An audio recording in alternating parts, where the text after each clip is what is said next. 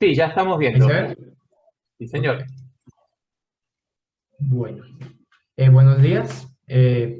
Indudablemente, la pandemia por COVID-19 ha traído diferentes circunstancias en salud mental. Mundialmente se habla de incrementos en los niveles de ansiedad, depresión y de síndromes como el síndrome de burnout. En efecto, esta coyuntura ha sido muy difícil para todos en mayor o menor medida, y esto no excluye espacios como lo son los laborales, y aunque han sido poco estudiados, tampoco los espacios educativos. Mi nombre es Nicolás Castiblanco y junto a mi compañero Mateo Galindo, hoy les vamos a hablar sobre el síndrome de burnout en tiempos de COVID, efectos de la pandemia y la virtualización en la salud mental de los jóvenes. Para comenzar, es importante responder a qué es el síndrome de burnout. Este es un tipo de estrés crónico identificado y evaluado en espacios laborales y últimamente también en espacios educativos. Este síndrome corresponde a un conjunto de síntomas como lo son el agotamiento emocional, físico y psicológico, el cinismo, la falta de interés por la vida cotidiana y también la desmotivación por los logros propios. Fue Freudenberger en 1974 que lo trajo por primera vez y en el 2000 la OMS lo declaró como un factor de riesgo en salud mental.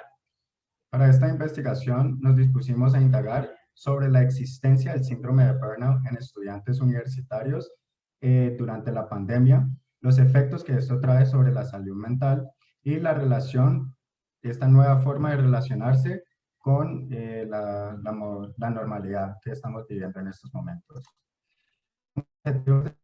Y objetivo general era evaluar y analizar los niveles del síndrome de burnout en estudiantes durante la pandemia por COVID-19 y comprender además la experiencia subjetiva de algunos de estos. Como objetivos específicos, el primero era identificar los niveles del síndrome de burnout en los estudiantes de diferentes carreras de una universidad privada en Cali. La segunda era indagar sobre la experiencia subjetiva con los principales cambios introducidos por la pandemia, como el estudio y las relaciones sociales por medios virtuales. Y la última era comparar las variables socioeconómicas, niveles de PSQI, pandemia y virtualidad para así establecer correlaciones entre estas y la generación del síndrome de burnout. En lo correspondiente al marco teórico nos paramos sobre tres temáticas explicativas. La primera sobre todo es la salud mental y el trabajo, tomando en cuenta la ley 1616 de la Constitución Política Colombiana y lo dicho por la Organización Mundial de la Salud respecto a la salud mental como un estado de bienestar psicológico y afectivo. También tomamos en cuenta las problemáticas postmodernas de salud mental, retomando autores como Emiliano Galende, Sigmund Bauman y Byung-Chul Han que podían explicar, digamos, estas características en salud mental. También tomamos en cuenta la historia del síndrome de burnout desde Freudenberger en 1974 hasta Chauvel y Ensman y demás autores, y sobre todo retomamos la idea de Matchstack y Jackson porque ellos fueron los que construyeron el instrumento con el cual trabajamos. Además, también nos enfocamos en textos teóricos sobre esta pandemia y las consecuencias que trajo el COVID-19 sobre la salud mental de muchas personas y la transición de la presencialidad a la virtualidad en estos nuevos espacios de enseñanza y aprendizaje que estamos viviendo hoy en día. En cuanto a la metodología mixta, bueno, en nuestra metodología escogimos pues, estudiar e incorporar una metodología mixta, que es una metodología tanto cuantitativo como cualitativo, y utilizamos un diseño explicativo secuencial que es el Text Please. En primer lugar, tenemos la metodología cuantitativa. Lo que encontramos en nuestra investigación fueron la participación de 420 encuestados bajo los instrumentos del MBI-SS, que es este es el Matchstack Burnout Inventory, que busca determinar y evaluar los niveles de burnout específicamente en estudiantes universitarios. Y también tenemos el PSQI, que es el Pittsburgh Sleep Questionnaire, que busca identificar y determinar la calidad de sueño en las personas. Y también tenemos unas preguntas asociadas que fueron preguntas diseñadas por nosotros en una escala tipo Likert, que son preguntas sobre la pandemia, la preocupación de la pandemia y esta virtualización. En cuanto a la metodología cualitativa, de estos 420 encuestados, tuvimos la participación de 9 entrevistas semiestructuradas y de categorización abierta. En la parte de los resultados comenzamos explicando los resultados cuantitativos. En un primer lugar, pues decidimos escoger los resultados más significativos dentro de nuestra investigación. Tenemos en primer lugar los datos sociodemográficos. Tenemos 266 personas que fueron de sexo femenino, 153 de sexo masculino y una persona que prefirió no especificar. También se encontró que la mayoría de personas en esta investigación pues están en un estado civil soltero y con una gran diversificación de los estratos socioeconómicos, teniendo como pues en mayor medida los estratos 2 y 3. También encontramos que la mayor parte de las personas no trabaja y que la mayor parte de las personas vive con su familia. E igualmente, pues encontramos una media de 20.3 años y un rango de edad entre 15 y 29.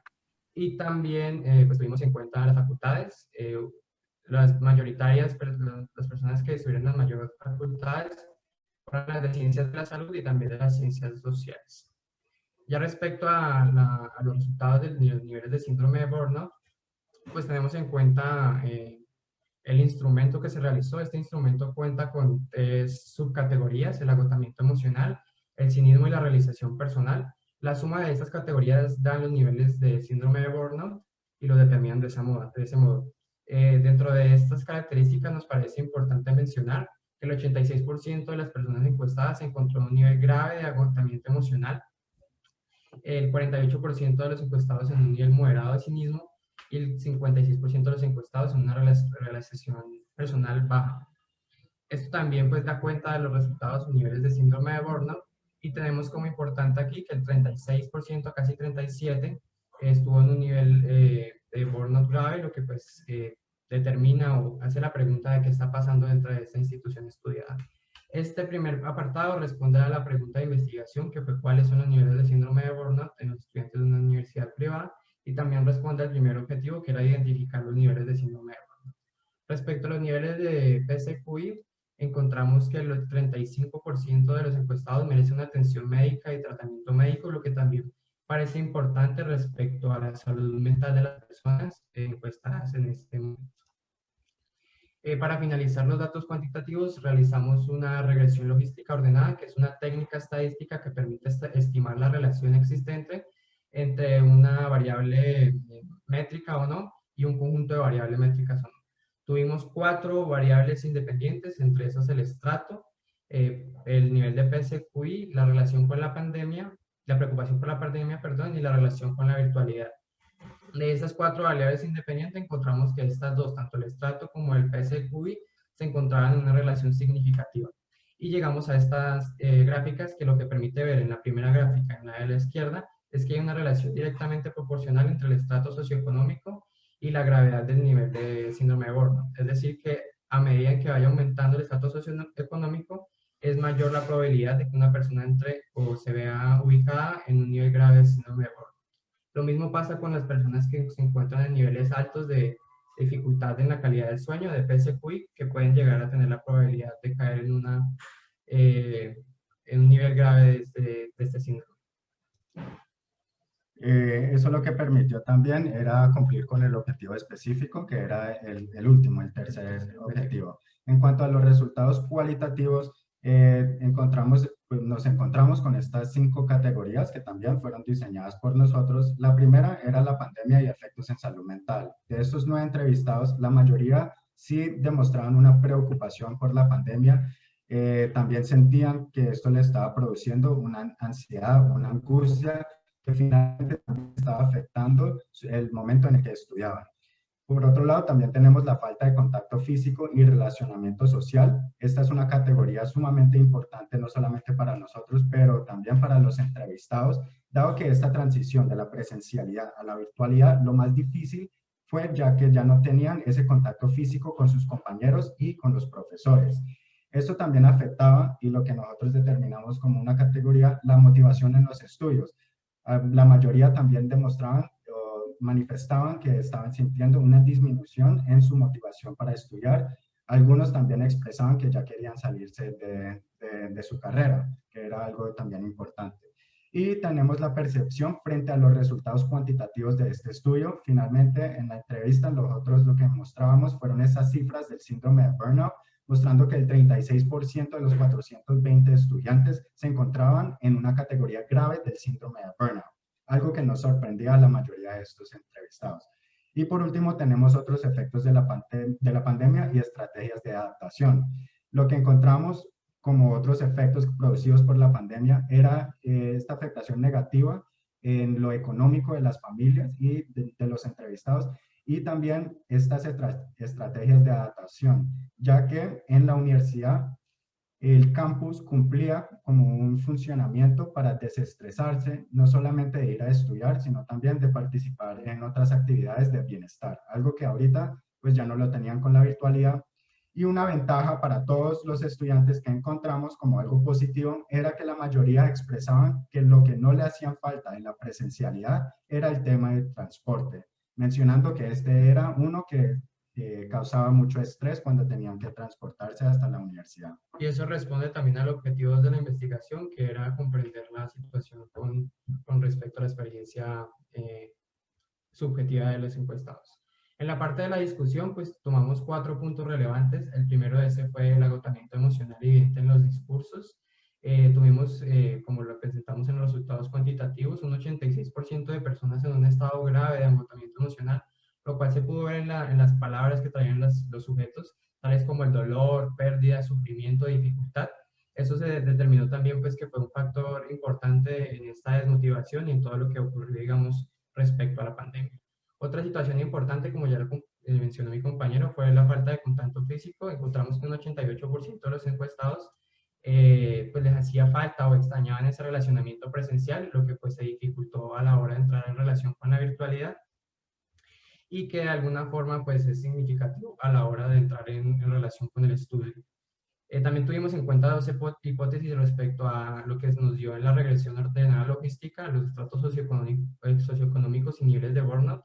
La primera hipótesis fue planteada en que los estratos más altos tienen como una capacidad aún mayor de expresión o de gestión emocional que estratos más bajos por ciertas características culturales. Y por otro lado, los estratos más bajos pueden estar más expuestos a situaciones de estrés, lo que puede determinar que las personas de estratos más altos puedan quejarse aún más.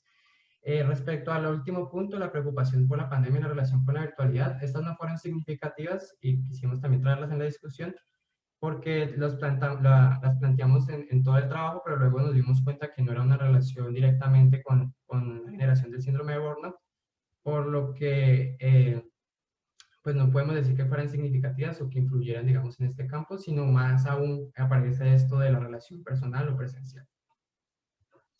Ya en forma de conclusión y algunas recomendaciones, lo primero que queremos decir es que nosotros cumplimos con ese objetivo general, que era analizar y evaluar los niveles de síndrome de burnout en algunos estudiantes de la universidad que estudian durante la pandemia, y también conocer esas experiencias subjetivas de algunas de estas.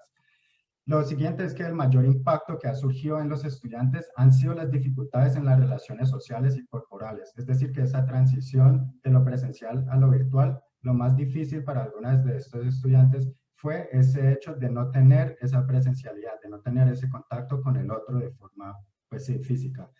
Un gran porcentaje de personas se encuentran en niveles altos de síndrome de burnout, algo que nosotros consideramos que la institución u otras instituciones también deberían considerar, ya que existe la posibilidad que el síndrome de burnout esté afectando a sus estudiantes. Y ya de forma como de recomendaciones, sería interesante profundizar en la relación explicativa entre las variables de estrato socioeconómico y su impacto en el síndrome de burnout, ya que en nuestra investigación no encontramos mucho que hablara, pues muchas investigaciones que hablaran sobre esta relación entre estas dos variables. Y por último, indagar estrategias de fortalecimiento emocional, brindar más espacios de escucha para los estudiantes y tener una mayor preocupación por los factores de riesgo y estrés de la comunidad académica. Muchísimas gracias. Bueno, muchas gracias Mateo y Nicolás.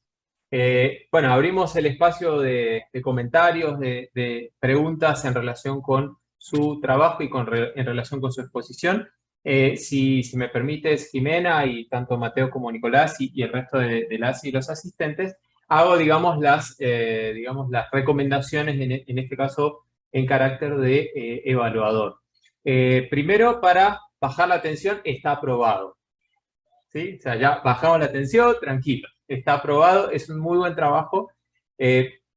No es común encontrar este tipo de diseños de investigación, ¿sí? Así que les felicito no, por ese atrevimiento que se han tomado en relación con este tipo de investigaciones que combinan lo cuantitativo y lo cualitativo. Ahí se ve también digamos, la mano del profe Juan Guillermo, ¿sí? Pues su tesis de doctorado, digamos, tuvo el mismo tipo de diseño de investigación. Lo que pasa es que él lo trabajó en favelas en Brasil.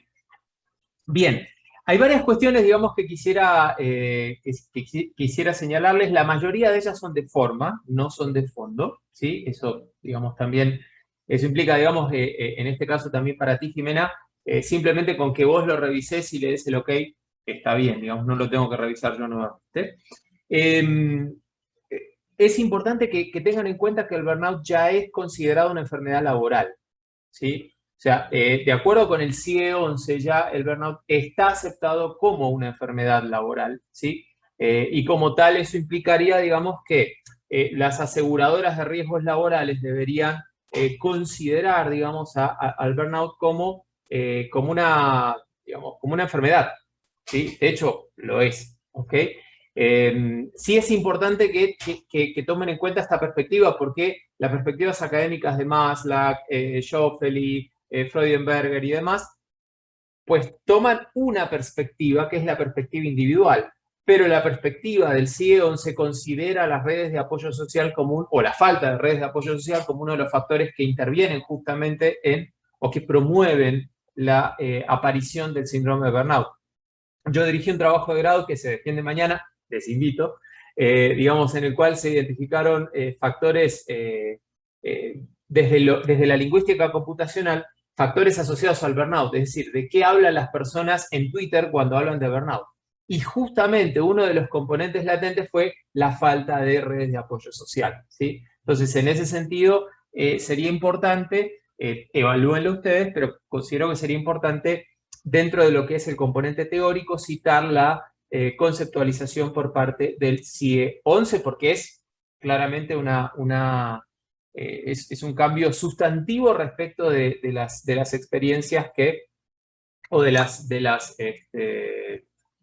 las aproximaciones de Cristina Maslach, de Freudenberger, Schoeffeli y otros, ¿sí?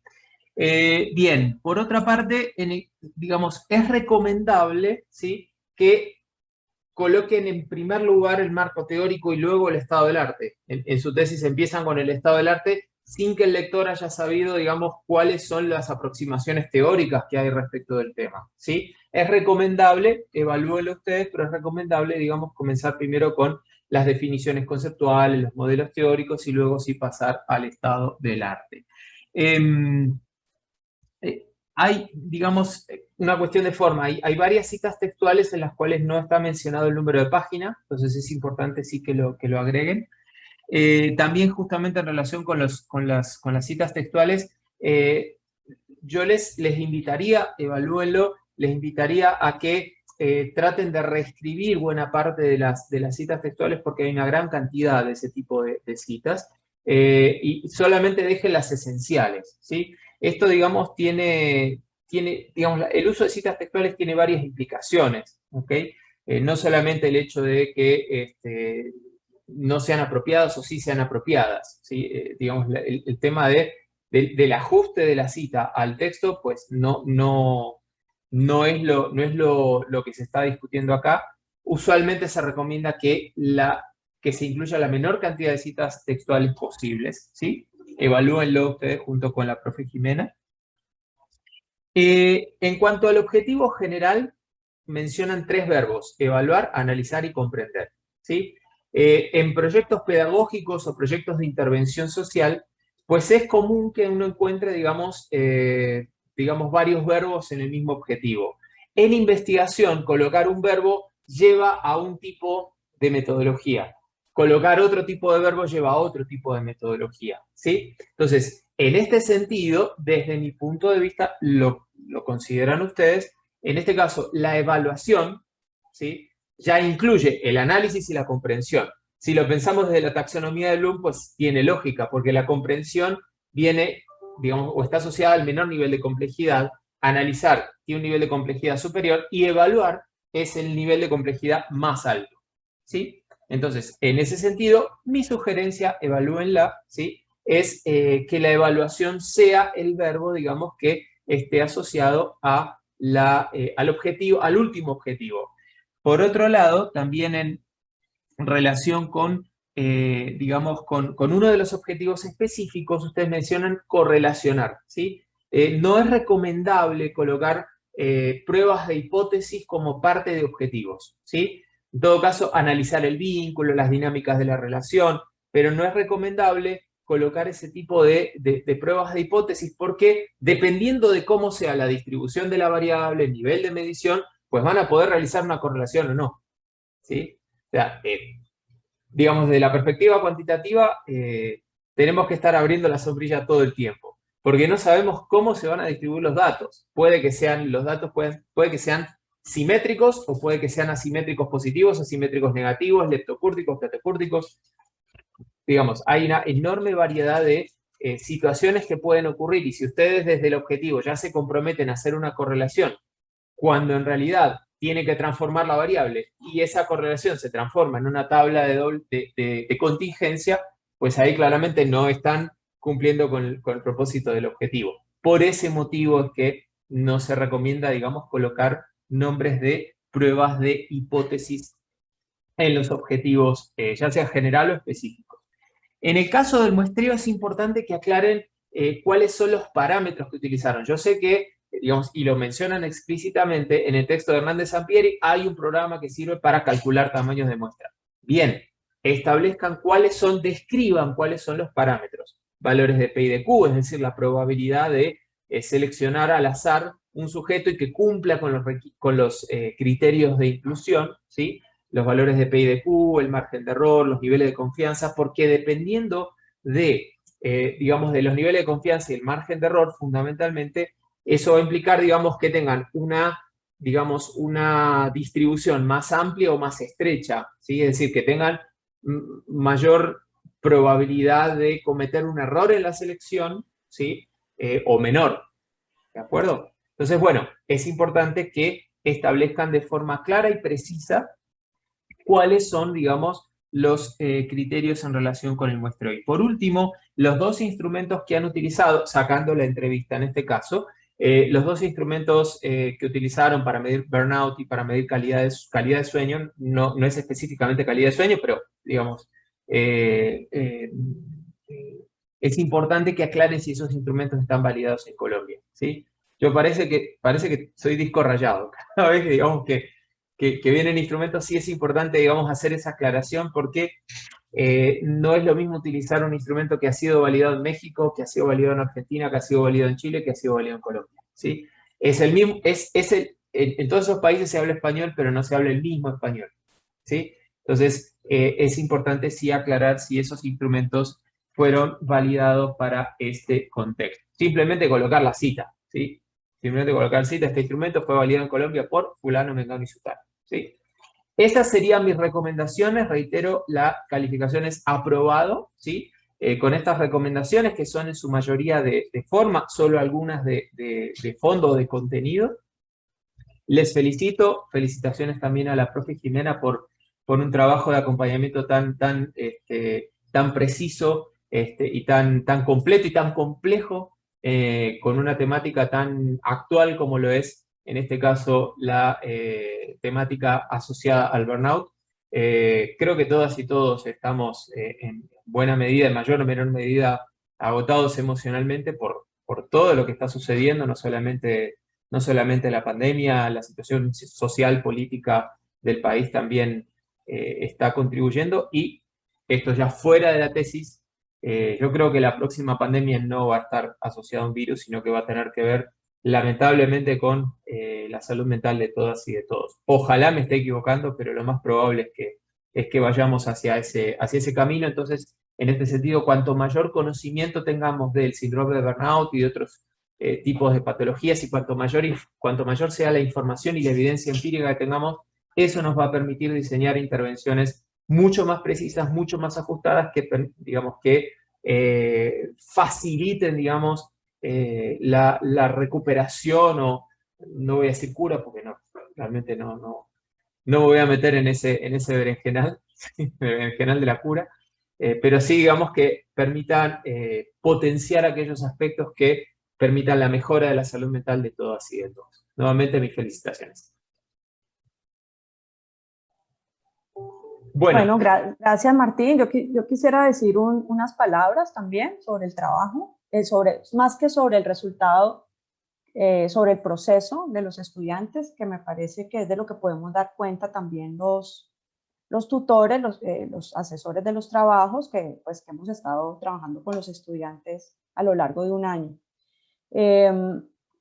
Sobre el trabajo de Mateo y Nicolás, yo sí quiero enfatizar y resaltar que este ha sido un proceso ejemplar de trabajo de grado, ¿sí? Ejemplar en todo sentido, o sea, por eso lo quiero decir aquí, en el sentido del compromiso de los estudiantes, en el sentido del trabajo regular y permanente. Yo confieso que este no era un tema de mi experticia, no es mi enfoque sobre salud mental, el síndrome de burnout. Yo no soy especialista tampoco ni en ese síndrome, ni en ese paradigma sobre la salud mental.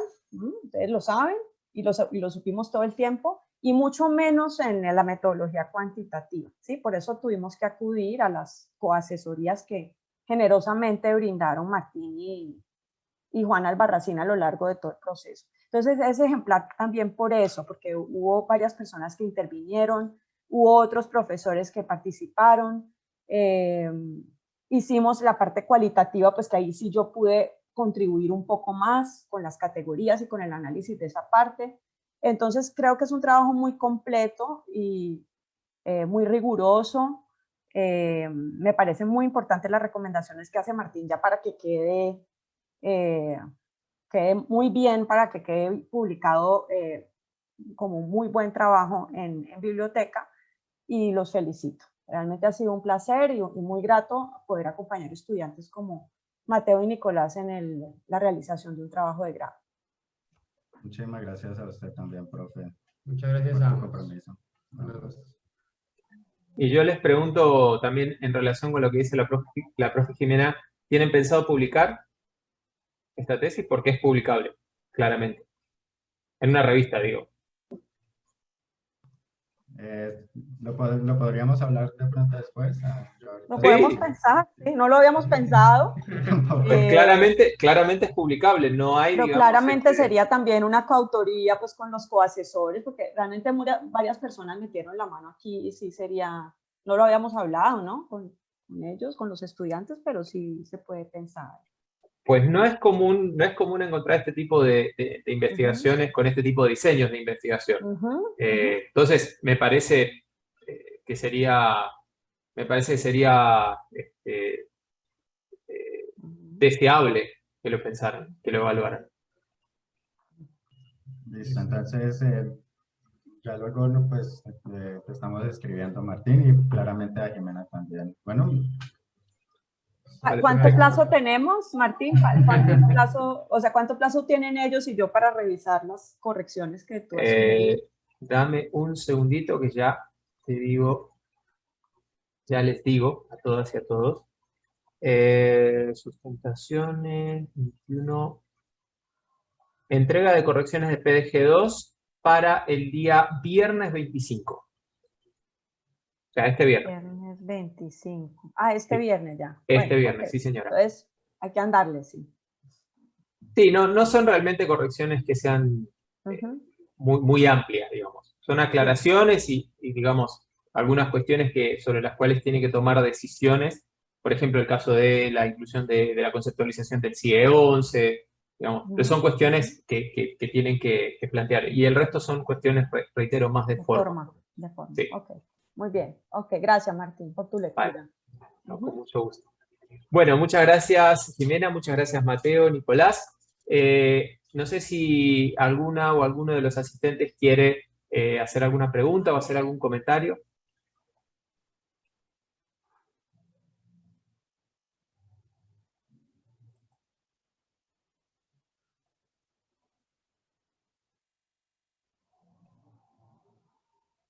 Bueno, entonces, nuevamente mis agradecimientos y les invitamos a las siguientes sustentaciones que empiezan a las 2 de la tarde con el trabajo de grado de Salomé Alcura y Juan David González, que fueron dirigidos por el profesor Jorge Ordóñez, ¿sí? Nuevamente mis agradecimientos y nos vemos en la tarde.